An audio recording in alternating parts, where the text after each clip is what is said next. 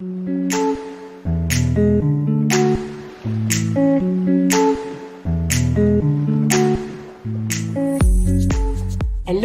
ici Mathilde, dépuceuse de talent chez La Magie Eden, et ma mission aujourd'hui est de vous guider vers l'autonomie, la liberté et la conscience pour que vous puissiez enfin devenir les vrais acteurs et actrices de votre vie.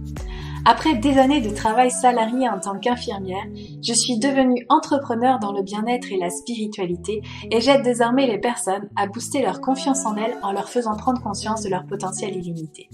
Si vous êtes à la recherche de conseils, d'astuces, de retours d'expérience, de motivation, de partage et d'une bonne dose d'humour et d'amour, vous êtes au bon endroit, que ce soit par pur hasard ou non. Dans ce podcast, seul ou avec mes invités, je vous partage tout ce dont vous avez besoin pour reprendre le lead de votre vie, avoir confiance en vous et redonner du sens à cette vie. Vous avez choisi de sortir de l'hypnose du quotidien et je vais vous y aider. Bonjour et bienvenue dans ce nouvel épisode de podcast et aujourd'hui on va parler de retrouver la joie de vivre parce que c'est un chemin que j'ai dû prendre parce que même si je semble être quelqu'un d'hyper joyeux, il fut un temps où ce n'était pas le cas et c'est la raison pour laquelle j'avais envie d'en parler parce qu'aujourd'hui on est de plus en plus dans une société dans laquelle la joie de vivre peut avoir perdu son sens et nécessite de retrouver son chemin. Donc on commence tout de suite dans cet épisode. Alors déjà pour commencer, j'ai envie de te contextualiser un petit peu à quel moment je me suis dit tiens, j'ai perdu le chemin de la joie de vivre parce que c'est pas forcément évident. Et en fait, c'est lorsque j'ai ouvert en 2017 mon entreprise et que ça fonctionnait pas que j'ai réalisé deux choses. Un, je suis en situation de burn-out et je n'en avais pas conscience en fait que l'hôpital m'avait mis dans cette situation, ça n'avait pas été diagnostiqué par mon médecin traitant alors que je venais le voir régulièrement en larmes dans son cabinet, mais visiblement c'était pas aussi évident que ça pour lui. Et deux, je ne sais pas ce qui me rend heureuse, en tout cas ce burn-out m'a fait perdre le sens de mon bonheur et c'est la raison pour laquelle c'est vraiment un sujet qui est important pour moi parce que à ce moment-là où je me sentais pas du tout heureuse, effectivement il y a des pensées qui m'ont traversée qui étaient assez difficiles, des pensées de suicide ou du fait que si je pars, en fait ça changera pas grand-chose pour les autres, je suis pas forcément utile aux autres, etc. C'était très inconfortable, très douloureux, alors que à un moment donné, en fait, je me suis dit, mais attends, mais c'est pas moi ça. Et en fait, ça a été mon électrochoc personnel, quand je me suis rendu compte que c'était pas moi. Alors, deux choses se sont produites. La première chose, c'est qu'à partir du moment où je me suis dit, c'est pas moi, il y a la perception d'un défunt qui est parti sur moi. Bon, après ça, on y croit, on n'y croit pas, peu importe. Mais en tout cas, ça fait comme un on-off à l'intérieur, de me dire, ok, si c'est pas moi, qui suis-je? Et ça, c'est la question qui est vraiment difficile à répondre à ce moment-là parce que en burn-out, on a perdu le sens et la direction. Et quand on pose la question qui suis-je, eh bien on se dit ah, j'ai aussi perdu mon identité. Donc forcément, ça a été de vraies remises en question qui ont été nécessaires toutefois pour pouvoir me retrouver et comprendre ce qui faisait sens pour moi. Donc autant te dire que retrouver la joie de vivre, ça fut assez compliqué et toutefois c'est au cours de l'été 2017 que j'ai réalisé que cette morosité n'était pas qui j'étais fondamentalement et c'était vraiment le moment pour moi de retrouver le chemin, non pas forcément de ma joie de vivre du coup, mais du chemin qui mène vers moi et de qui je suis, et c'est ce que nous allons voir dans cet épisode un peu plus profondément. Déjà avant de commencer, c'est important d'identifier finalement pourquoi et quand la joie de vivre a quitté ta vie. Parce que si tu as l'impression qu'elle a quitté ta vie, si tu écoutes cet épisode de podcast en te disant c'est vrai que je me sens plus forcément en joie, je me sens pas forcément heureuse, je sais pas comment on fait pour être heureux quand je regarde les gens qui sautent de joie et tout au moindre truc, je sais pas comment ils font, je suis peut-être anormale, je suis peut-être pas fait pour le bonheur, peu importe. Eh bien, demande-toi en fait déjà pourquoi et quand la joie de vivre a quitté ta vie si elle a été présente à un moment donné. Et qu'est-ce qui s'est passé? Qu'est-ce qui s'est passé pour que justement elle soit partie? Est-ce que ça a été progressif? Est-ce que ça a été soudain? Est-ce qu'il y a eu un événement traumatisant qui a créé ça? Parce que ça va te permettre de trouver ton déclencheur. Et le déclencheur, en fait, c'est le moment qui t'a privé ou endormi dans cette joie. Ensuite, la question qui est importante aussi à se poser, c'est comment tu peux une fois que tu as identifié tout ça, comment tu peux aujourd'hui reprendre le goût de vivre? Et si tu ne sais pas, c'est pas grave, parce que je ne savais pas non plus, parce que c'est des questions que j'ai mis du temps à me poser, parce que ça a été quelque chose d'assez compliqué, et je vais te poser quelques questions en plus pour que tu puisses avoir des idées qui émergent de toi. Donc la question principale, c'est quel type d'enfant tu étais. Alors quand je demande quel type d'enfant tu étais, c'est vraiment, est-ce que tu étais un enfant très joyeux déjà de base? Parce que si t'es pas forcément un enfant très expressif, il n'est pas forcément évident que tu doives être forcément un adulte hyper expressif comme certaines personnes qui en font beaucoup. Non pas que elles soient dans l'excès, mais c'est juste leur façon en fait d'appréhender la vie, d'exprimer leurs émotions. Mais toi, t'es peut-être quelqu'un qui exprime ses émotions de manière plus intérieure. Tu intériorises peut-être davantage. Donc c'est important aussi de te confronter à l'enfant que tu étais, parce que l'enfant que tu étais, généralement, à moins d'avoir vécu des traumatismes importants dans l'enfance très profonds, eh bien c'est qui tu es vraiment. Hein, l'enfant, c'est vraiment qui l'on est vraiment en termes de type de personne et de personnalité. Personnellement, moi j'étais un enfant assez joyeux mais réservé. Réservé parce que j'aimais bien observer, parce que j'aimais bien comprendre. Et par contre, quand j'étais en confiance avec l'environnement dans lequel j'étais, avec les personnes dans lesquelles j'étais, je pouvais être aussi quelqu'un qui fichait le bordel, forcément, facilement, et qui faisait un petit peu sa star, qui avait envie de faire parler d'elle, parce que c'est aussi ce que je suis aujourd'hui. D'ailleurs, le design humain explique bien mieux que ça la façon dont je me comporte, mais en tout cas, c'est vraiment important d'identifier quel type d'enfant tu étais. Ensuite, une fois que c'est fait, ça va être intéressant d'aller voir quelles activités te rendaient heureux ou heureuse quand tu étais enfant.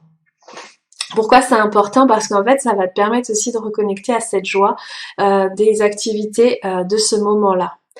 Par exemple, moi j'adorais dessiner, j'adorais créer, je créais des bijoux, j'écrivais aussi énormément, donc c'était beaucoup d'activités qui n'étaient pas forcément en connexion avec les autres, même si je faisais du basket et que ça me faisait plaisir, mais celle où j'étais le mieux, c'est vraiment ces moments de créativité et de création. Donc qu'est-ce que j'ai fait à cette période justement dont je te parlais où ça n'allait pas bien? J'ai commencé en fait à reprendre le dessin. Mais le problème c'est que il y avait l'exigence de l'adulte et de la performance qui était là au début et qui me bloquait, qui m'empêchait de passer à l'action parce que mon dessin serait pas beau, parce que j'ai jamais su dessiner, parce que je sais pas faire quelque chose de réaliste comme les grands artistes, etc., etc.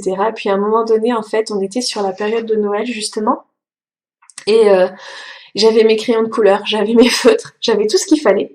Mais je passais pas à l'action et je fais tiens, je vais regarder un Disney puis je vais laisser les crayons travailler pour moi, je vais pas essayer de faire quelque chose qui ressemble à quelque chose, je vais juste laisser les couleurs s'étaler sur la feuille et c'est comme ça en fait que j'ai créé mon premier dessin, puis de fil en aiguille en fait j'en ai fait de plus en plus et j'ai voulu me mettre à la peinture et puis après je me suis mise à créer de la résine et puis après j'ai recommencé à faire des bijoux et en fait de fil en aiguille j'ai reconnecté avec ces activités créatives qui m'ont permis aussi de me sentir bien avec moi-même et de prendre du temps pour moi. Aujourd'hui, ce qui m'anime particulièrement, il y a cette forme de créativité et j'adore regarder aussi des vidéos de personnes qui peignent parce que je trouve ça extrêmement relaxant et stimulant. Mais j'aime aussi beaucoup écrire et c'est pourquoi j'ai commencé énormément de livres en écriture que j'ai pas forcément fini, mais je sais qu'un jour ils seront finis au bon moment parce que ce qui est important aussi, c'est de le faire quand je sens que c'est le bon moment pour moi et pas de le faire pour le faire parce que du coup on revient dans une logique productiviste qui n'est pas forcément essentielle. Donc là c'est vraiment important que tu identifies quelles sont les activités qui te rendaient heureux à ce moment-là ou heureuse quand tu étais enfant et puis comment tu pourrais te mettre aujourd'hui des créneaux horaires pour pouvoir les revivre. Alors, c'est peut-être des activités qui nécessitent d'être à plusieurs. Si tu adorais jouer au loup, des choses comme ça, peut-être que tu devrais éventuellement, si tu as des enfants, le vivre avec tes enfants. T'accorder plus de temps avec eux, pourquoi pas, pour pouvoir reconnecter avec leur joie. Parce que c'est vrai aussi que parfois, avec le challenge de tout ce que la vie nous propose, on peut ne pas passer des temps que je vais dire de qualité avec nos enfants parce que on a plein de raisons en fait logiques à ça et ça va être important justement de complètement lâcher tous nos freins et de se révéler comme l'enfant qu'on était avec eux et vous allez voir que vous allez passer des moments juste extraordinaires. Maintenant, il faut comprendre quelque chose d'important. Le bonheur, c'est aussi un choix. La joie, c'est aussi un choix. Et pourquoi je te dis ça? Parce que c'est une prise de conscience que j'ai eue il y a quelques années. de ça, parce que justement, j'allais plutôt bien psychologiquement, mais c'était pas forcément le cas de mon mari. Et en fait, je faisais tout pour qu'il aille mieux. Voilà, en bonne soignante, en bon syndrome du sauveur, je faisais tout pour qu'il aille mieux. Et à un moment donné, je rentre dans ma salle de bain et je dis mais je suis pas responsable de ça en fait. C'est lui qui choisit d'aller mal finalement parce que je peux lui trouver plein de solutions pour qu'il aille mieux, il a pas décidé. Et tout pendant qu'il a pas décidé, je peux pas l'aider. Donc ça veut dire quoi? Ça veut dire qu'aujourd'hui aussi, l'état dans lequel tu es, si toutes les possibilités que je te propose là, tu dis oui mais non, oui mais ceci, oui mais cela, c'est que tu choisis de rester malheureux. Et ça, je suis désolée d'être hyper confrontante, mais c'est aussi une réalité. C'est aussi un choix. Et pourquoi on fait ce genre de choix? Parce que dans le rôle de la personne malheureuse, on est dans le rôle d'une victime, on est dans le rôle du Calimero, et quand on est dans le rôle du Calimero, il y a quelqu'un qui va venir nous sauver, donc il y a quelque chose d'hyper confortable pour l'ego parce qu'on a le sentiment d'exister pour les autres. Et ouais, c'est comme ça que ça fonctionne. C'est assez moche comme fonctionnement quand on en prend conscience, mais c'est aussi une réalité. Donc il y a une part de toi pour qui c'est aussi confortable peut-être d'être dans la situation dans laquelle tu es en termes de joie de vivre, et il ne tient qu'à toi de choisir de remonter la pente à un moment donné. Il est aussi question de sortir du rôle du sauveur parce que tu sais, à force de vouloir aider tout le temps les gens, eh bien on s'oublie soi-même. C'est ce que j'ai fait au travers de mon activité professionnelle en tant qu'infirmière. J'étais tout le temps en train d'aider les autres, tout le temps en train de nier mes propres besoins, et au final je me suis oubliée et forcément j'avais pas de temps pour pouvoir être heureuse pour moi. Et c'est important du coup d'apprendre à se faire passer en premier, d'apprendre à dire non, d'apprendre à poser ses limites vis-à-vis des autres pour pouvoir comprendre ce dont on a vraiment besoin, parce que on est conditionné depuis l'enfance. Faut faire plaisir à papa, faut faire plaisir à maman, allez tu fais ceci pour faire plaisir, etc. Si bien qu'à un moment donné, mais moi qu'est-ce qui me fait plaisir? Donc se faire passer en premier, c'est aussi important d'en prendre conscience et de voir ce qui est en train de se jouer à l'intérieur de nous. Enfin, ce qui va être essentiel aussi de voir, c'est de célébrer tout ce qui est déjà présent dans votre vie. Parce que on a tendance, quand on ne va pas bien, à voir tout ce qui ne fonctionne pas. Et on a beaucoup de difficultés à voir ce qui fonctionne. Donc là, ça va être vraiment important de célébrer tout ce qui est présent, tout ce que vous avez. Vous avez un toit, c'est peut-être pas le meilleur des toits, peut-être qu'il y a des fuites, peut-être qu'il y a de l'humidité, mais n'empêche que vous avez un toit sur la tête, vous avez peut-être une famille qui vous aime, vous avez peut-être des amis qui vous aiment. Vous avez des vêtements, vous avez une santé, enfin il y a plein de choses que vous avez et dont on n'a pas forcément conscience. Et donc ça va être important de reprendre conscience de ce qui se passe et de célébrer chaque petite chose que la vie vous offre. Même si ça peut sembler insignifiant, le fait de pouvoir manger le midi ou le soir, eh bien c'est déjà quelque chose d'important. Il y a des personnes qui peuvent pas le faire, ça se célèbre ça aussi. Et c'est pourquoi quand on rentre dans le développement personnel, un des exercices qui est hyper proposé, qu'on va retrouver notamment dans les livres de Rhonda Byrne et notamment la magie de Rhonda Byrne, eh bien c'est le pouvoir de la gratitude. Et c'est fondamental de cultiver le pouvoir de la gratitude. Alors comment on fait? Il suffit simplement, matin, soir, au moment le plus adapté pour vous, de remercier pour 3, 5, 10 choses qui se sont produites dans votre journée ou la veille, et pour lequel vous êtes reconnaissant. Mais vraiment reconnaissant, c'est pas ouais merci quoi. Mais vraiment, ah, je suis tellement contente. Et donc pour pouvoir vous y aider, c'est pourquoi vous êtes contente. C'est-à-dire que je suis en gratitude parce qu'il m'est arrivé ça. Je suis en gratitude d'avoir un toit sur la tête parce que ça me permet de me sentir en sécurité et de dormir au chaud. Ouais, c'est ça aussi. Le parce que, il est vraiment important aussi dans cette gratitude parce que ça vous fait prendre conscience du pourquoi vous êtes en gratitude. Donc cet exercice, je vous invite vraiment à le faire si c'est quelque chose que vous ne faites pas, pour pouvoir aussi calibrer votre état d'esprit sur un esprit non pas de manque, mais plutôt justement de bonheur, de joie, de plaisir. Et quelque chose qui va vous permettre aussi de vous sentir encore plus heureux, c'est vraiment d'avoir un but concret dans la vie dans lequel vous allez pouvoir vous sentir utile, vous allez pouvoir aller encore plus loin. Alors quand je dis utile, c'est pas forcément rentrer dans le syndrome du sauveur, c'est vraiment votre sensation, satisfaction d'être utile pour vous-même, pour les autres, etc. L'impression d'être investi d'un rôle, quel qu'il soit, quel que soit l'endroit. Ça peut être vous investir dans une association caritative, ça peut être vous investir dans des activités ludiques avec les enfants, etc. Peu importe. Mais vraiment avoir le sens pour ça.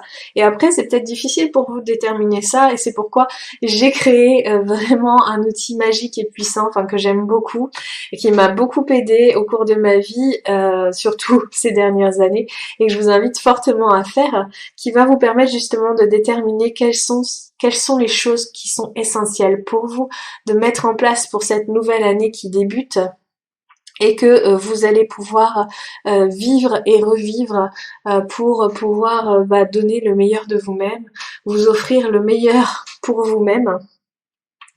Et ça va vous permettre de voir toutes les sphères, de faire un bilan, un check-up de toutes vos sphères de vie et de ce que vous voulez vraiment pour vous.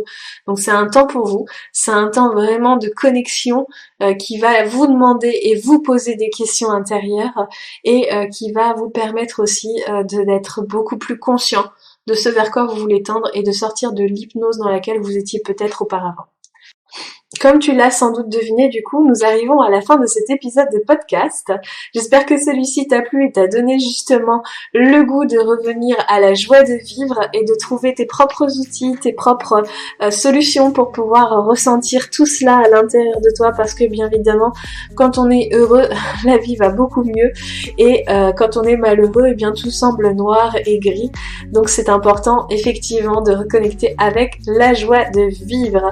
Si cet épisode de podcast t'a plu et pourrait parler à quelqu'un ou à plusieurs personnes de ton entourage, je t'invite fortement à lui partager pour pouvoir l'aider à son tour. Et en attendant, eh bien, je te souhaite une belle journée, une belle soirée, une belle nuit en fonction de l'heure à laquelle tu m'écoutes. Et on se retrouve la semaine prochaine pour un nouvel épisode de podcast.